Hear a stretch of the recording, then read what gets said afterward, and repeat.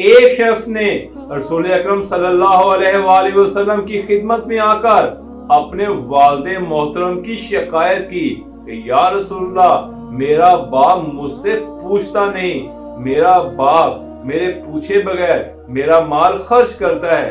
جب اس کے والد کو یہ معلوم ہوا کہ اس کے بیٹے نے رسول اللہ صلی اللہ علیہ وآلہ وسلم سے ان کی شکایت کی ہے تو وہ دل میں بہت رنجیدہ ہوا اور رسول اکرم صلی اللہ علیہ وسلم کی خدمت میں حاضری کے لیے روانہ ہوا۔ کیونکہ عرب کی گھٹی میں شاعری شامل تھی تو وہ ذہن میں کچھ اشعار رکھتے ہوئے آپ صلی اللہ علیہ وسلم کی خدمت میں پہنچا۔ ادھر بارگاہ رسالت میں اس شخص کے پہنچنے سے پہلے ہی حضرت جبرائیل علیہ السلام رسول اکرم صلی اللہ علیہ وسلم کی خدمت میں حاضر ہوئے اور فرمایا کہ اللہ تعالیٰ نے فرمایا ہے کہ ان کا معاملہ بعد میں سنیے گا، پہلے وہ اشعار سنیں جو کہ وہ آپ کی خدمت اقدس میں حاضری سے پہلے ذہن میں رکھ کر چلتا ہوا آیا ہے۔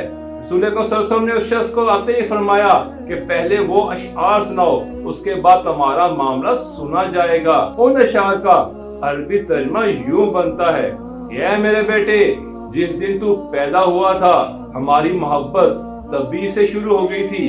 تو روتا تھا، ہم سو نہیں سکتے تھے۔ تو جب نہیں کھاتا تھا تو ہم کھا نہیں سکتے تھے۔ تم بیمار ہوتا تھا تو ہم طبیب کے پاس تجھے لیے مارے پھرتے تھے۔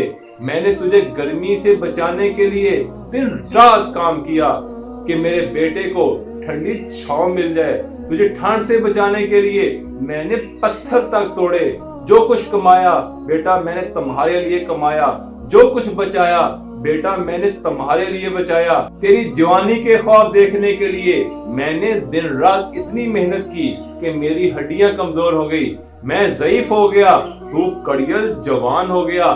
پھر مجھ پر خزانے ڈیرے ڈال لیے لیکن تجھ پر بہار آ گئی۔ میں جھک گیا لیکن تو سیدھا ہو گیا۔ جب میری خواہش پوری ہوئی کہ میرا بیٹا ہرا بھرا ہو گیا ہے اور میں زندگی کی آخری سانسیں اپنے بیٹے کی چھاؤں میں گزاروں گا، لیکن جوانی آتے ہی تیرے تیور بدل گئے اور تیری آنکھیں ماتھے پر چڑھ گئی۔ اے میرے بیٹے، تو مجھ سے اس طرح بات کرتا ہے گویا کہ میرا سینہ پھاڑ کر رکھ دیتا ہے۔ تو مجھ سے اس طرح بات کرتا ہے گویا کہ کوئی غلام سے اس لہجے میں بات نہیں کرتا، گویا میں تیرا باپ نہیں بلکہ تیرا ملازم اور نوکر ہوں۔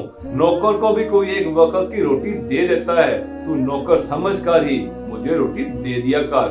یہ اشعار سناتے سناتے جب اس صحابی کی نظر رسول اکرم صلی اللہ علیہ وآلہ وسلم کے چہرے پر پڑی تو آپ اتنا روئے کہ رسول اکرم صلی اللہ علیہ وسلم کی ریش مبارک آنسوؤں سے تر ہو گئی۔ رسول اکرم صلی اللہ علیہ وآلہ وسلم جلال سے اٹھے اور آپ نے اس کے بیٹے کا گریبان پکڑ کر فرمایا: انتا و مالکا لیابیکا، تو اور تیرا سب کچھ تیرے باپ کا ہے، تیرے پاس جو کچھ ہے تیرے باپ کا ہے، کیونکہ تیرا باپ جڑ ہے اور تم اس کی شاخ ہے۔ اللہ تعالیٰ سب اولادوں کو اپنے والدین کی خدمت کرنے کی توفیق عطا فرمائے۔